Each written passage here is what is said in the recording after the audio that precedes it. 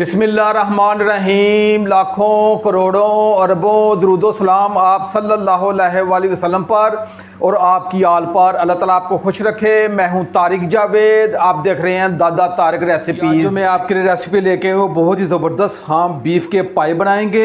मैं आज आपको ऐसे तरीके से आज पाए बनाने की रेसिपी देने वाला हूँ कि इसमें ज़रा बराबर स्मेल भी नहीं रहेगी और घर के तमाम अफराद इसे बड़े शौक़ से खाएँगे और इसे बनाना भी बहुत आसान होगा। बड़ी ईद में चंद दिन बाकी हैं तो आप ये मेरी रेसिपी ट्राई करके एक मरतबा आप बनाइएगा।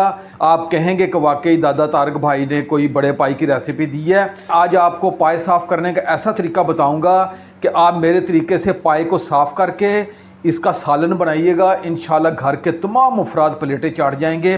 जी मैंने एक अदद बीफ का पाया लिया है और इसका वज़न था 1 किलो। हम पाए की जो स्मेल है उसे हम दूर करेंगे। उसका दूर करने का क्या तरीका है, मैंने चूल्हे की फ्लेम को ऑन कर लिया है और ऊपर कढ़ाई रख ली है और आंच को रखा मैंने मीडियम। इसमें आपने खुला पानी डाल लेना है। बिस्मिल्लाह। 1 टीस्पून इसमें नमक डाल लेना है और इसे अच्छे तरीके से मिक्स कर लेना है। अब आपने पहले उबाल के साथ ही चूल्हे को मैं बंद कर दूंगा। आगे क्या करना है फिर मैं आपको बताता हूं। हमारा गर्म हो चुका है और पहला उबाल आना शुरू हो गया है। पहले उबाल से पहले आपने चूल्हे की फ्लेम को ऑफ कर देना है। जो बीफ के पाए हैं ये डाल दो। इस गर्म पानी में तकरीबन 15 से 20 मिनट के लिए रखूंगा। इसमें सारी जो स्मेल होगी वो इस पानी में आ जाएगी और इस पानी को हमने गिरा देंगे। इसे आपने ज़्यादा पकाना नहीं है वरना इसका अर्क और जूस इस पानी में आ जाएगा। तो आपने गर्म पहले उबाल के साथ जैसे पानी गर्म होगा तो आपने ये पाए डाल देने हैं और उसके बाद 15 मिनट के लिए आपने ऐसे रख देना है। और 15 मिनट के बाद इसे 3 से 4 पानी अच्छे तरीके से धो के फिर मैं आपकी खिदमत में हाजिर होता हूँ। 3 से 4 पानी अच्छे तरीके से धो लिया है और धो के मैंने अलग प्लेट में रख लिया। चूल्हे की फ्लेम को मैंने ऑन कर लिया है और आंच को मैंने मीडियम रखा है और ऊपर मैंने कढ़ाई रख ली है। अब जो तरतीब मैं आपको बताऊंगा इसी तरतीब से आपने पाए बनाने हैं। इसमें ज़रा बराबर भी स्मेल नहीं आएगी और बहुत लजीज पाए बनेंगे। हाफ कप ऑयल है ये मैं डाल दूंगा। बिस्मिल्लाह। में जो चीज़ें सबसे पहले जाएंगी वो आपने तरतीब से ज़रा नोट कर लेनी है। मैंने 3 अदद ये दारचीनी के छोटे टुकड़े हैं ये लिए हैं और 5 अदद मैंने लौंग लिए हैं। 5 अदद मैंने छोटी इलायची ली है। एक बड़ी इलायची ली है। इन दोनों को मैंने मुंह खोल दिए हैं। 7 से 8 अदद मैंने काली मिर्च साबुत ली है। एक छोटा टुकड़ा मैंने बादियान का लिया है और एक छोटा सा टुकड़ा मैंने जवतरी का लिया है। और ये चीज़ें मैं इसमें डाल दूंगा और इन खड़े मसालों को सिर्फ 20 से 25 सेकंड के लिए मैं फ्राई करूँगा। मसाले को 20 से 25 सेकंड के लिए फ्राई कर लिया है। बीफ का जो पाया है ये मैं इसमें डाल के इसे 5 से 7 मिनट अच्छे तरीके से फ्राई करना है। आज आपने मेरे तरीके से ये पाई की रेसिपी बनानी है। इंशाल्लाह आपके दिल से दुआएं निकलने वाली हैं। खड़े मसाले में जब हम इसे फ्राई करेंगे तो इसका जो कच्चापन है वो भी ख़त्म हो जाएगा और इसकी बहुत ही प्यारी सी खुशबू आ जाएगी। आपने इसे पहले लाजमी फ्राई करना है। अक्सर लोग क्या करते हैं कि पाया डालकर इसमें सारे प्याज वगैरह चीज़ें डाल देते हैं और उसका यखनी निकाल देते हैं। तो पाए होते हैं वो दरअसल कच्चे होते हैं, उसकी सही कुकिंग या पकाई नहीं होती, उसकी यखनी होती है तो वो मज़ेदार नहीं बनती। इसलिए आपने पहले इसे फ्राई करना है ताकि इसका कच्चापन ख़त्म हो जाए। मैं थोड़ा सा बाएं हाथ से काम कर रहा हूँ। दाएं हाथ पे थोड़ी सी मुझे चोट आ गई है इसलिए मुझे थोड़ा सा काम करते वक्त मुश्किल पेश आ रही है। मैंने 4 से 5 मिनट अच्छे तरीके से पाए को फ्राई कर लिया और एक बहुत ही प्यारी सी खुशबू मेरे पूरे किचन में फैल चुकी है। और आपने ये 4 से 5 मिनट पहले लाजमी फ्राई करना है। आप चूल्हे की फ्लेम को एक मरतबा मैं ऑफ कर दूंगा और अब इसमें कौन कौन सी चीज़ें डलनी है वो मैं आपको बताऊंगा। चूल्हे की फ्लेम को मैंने एक मरतबा ऑफ कर दिया है।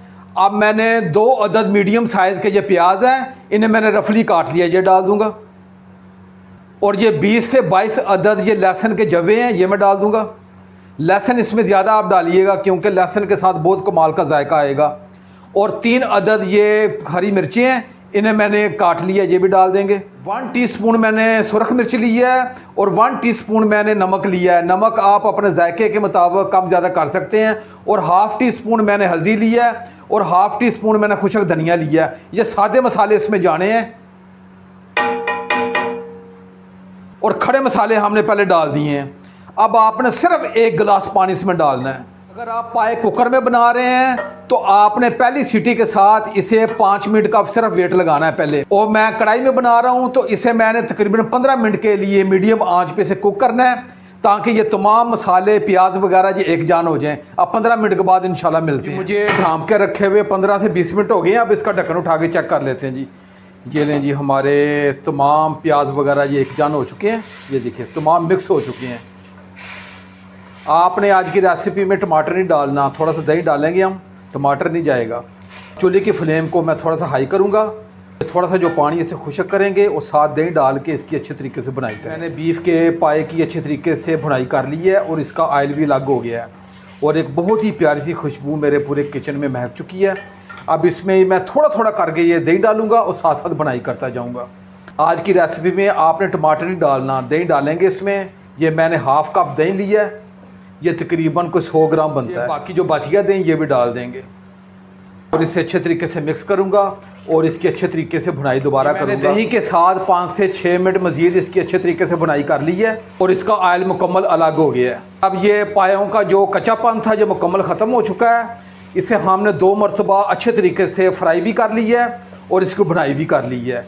अब इसकी हम यखनी निकालेंगे और जो बहुत ही मज़ेदार शोरबा बनेगा और आज की रेसिपी को 4 चांद लगा देगा। मैं चूल्हे की फ्लेम को थोड़ा सा फ़िलहाल ऑफ करूंगा। अब आपने थोड़ी सी तरतीब नोट फरमा लेनी है। आपने एक ही मरतबा आपने पानी डालना है, दोबारा अगर आप पानी डालेंगे तो फिर उसमें क्योंकि पाए वो सही कुक नहीं होंगे। अगर दोबारा पानी डालना भी होगा तो आपने गर्म पानी डालना है। मैं 1.5 लीटर पानी इसमें डाल दूंगा। बिस्मिल्लाहिर्रहमानिर्रहीम।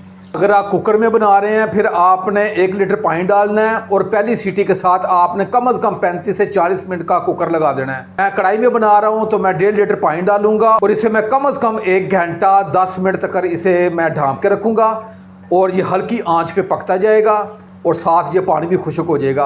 अब मैंने 1 लीटर पानी डाल दिया है और आधा लीटर पानी में और डाल के इसे ढाँप के रखूँगा। जी मैंने 1.5 लीटर पानी डाल दिया है। अब इसे ढाँप के रखूँगा मैं इंशाल्लाह 1 घंटा और 5-10 मिनट के बाद इंशाल्लाह दोबारा मिलते हैं। बीफ के पाए को पकते हुए पूरे 1 घंटा और 20 मिनट हो गए हैं। अब इसका ढक्कन उठा के मैं चेक कर लेता हूँ। ये नहीं जी, ज़बरदस्त किस्म के हमारे पाए ये कुक हो चुके हैं। आपने मेरे तरीके से ये पाए बनाने हैं, इसमें ज़रा बराबर भी ना स्मेल आएगी और इसका जो यखनी है शोरबा है वो कमाल का आएगा।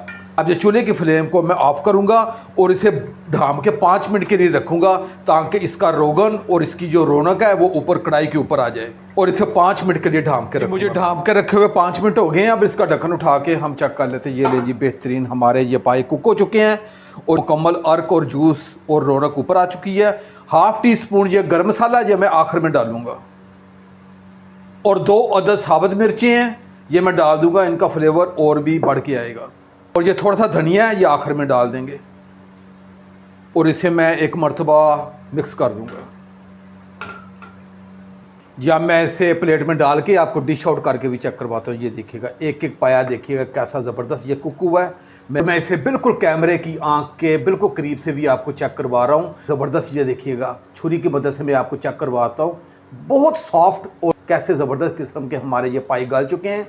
इसे मैंने हल्की आंच पे पकाया है। अगर आपने कुकर पे पकाना है तो आपको जो टाइमिंग बताई है वो आपने नोट कर लेनी है। और इसका जो शोरबा है यखनी है इसमें आपको ज़रा बराबर भी कच्चे की स्मेल नहीं आएगी क्योंकि हमने इसे अच्छे तरीके से फ्राई भी कर लिया है। अगर ये मेरी कावश मेरी रेसिपी आपको अच्छी लगे तो मेरे चैनल को ज़रूर सब्सक्राइब कर दिया करें। ये आपकी तरफ से हौसला अफजाई होती है। अब अपने भाई तारिक को इजाज़त दें। इंशाल्लाह मैं एक नई रेसिपी के साथ हाज़िर हूँगा। अपना बहुत ख्याल रखिएगा। अल्लाह हाफिज़।